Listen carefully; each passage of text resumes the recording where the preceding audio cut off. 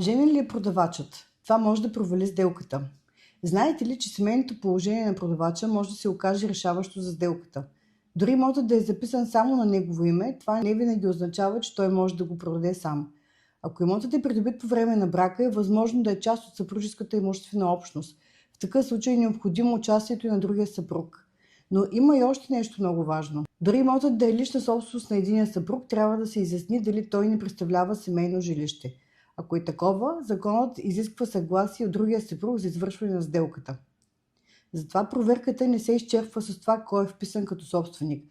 Трябва да се установи дали към момента на придобиването лицето е било в брак, дали има брачен договор или режим на разделност и дали имотът не е придобит по наследство с участието на други наследници. Това са детайли, които често се пропускат. А именно те могат да създадат сериозни проблеми след покупката. За повече информация последвайте ни в нашите социални канали или си запазете час за консултация през нашия уебсайт.